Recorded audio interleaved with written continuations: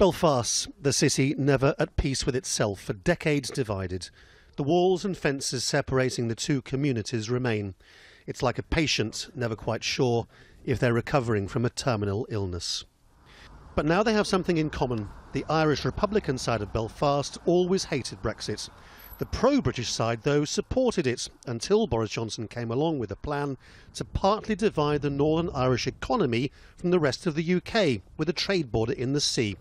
His former allies here see that as a betrayal of the foundation of the United Kingdom. People are very angry about it. People do not support what he is proposing.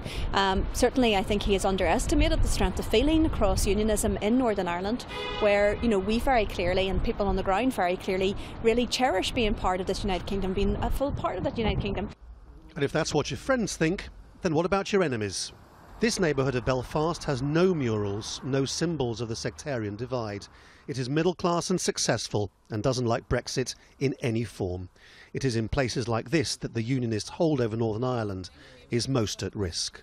I think Brexit has clearly transcended the constitutional question. That's not to say that that conversation isn't still live and people don't still have their strong views. But yes, I think you are seeing people who are prioritising Brexit rather than their views on the Union or Irish unity, because it is a clear and present danger to us.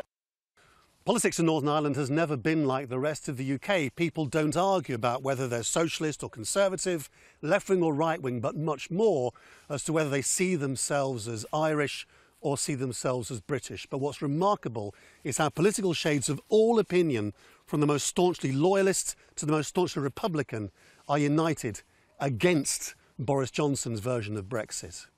And so opinions are shifting.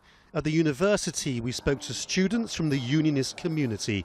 Brexit has changed the way that they and many others think and how they will vote in this election. There's a lot of unionists that I know within my own community who have voiced the same issue.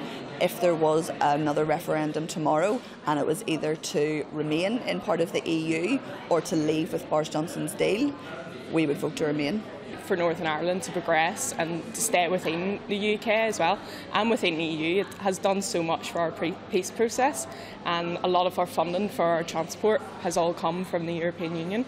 To the untrained eye, Belfast looks like anywhere else, but it isn't, and both the police and politicians are warning of the potential for civil unrest. For Northern Ireland, Boris Johnson's mantra of getting Brexit done has trouble written all over it. Laurence, Al Jazeera, Belfast.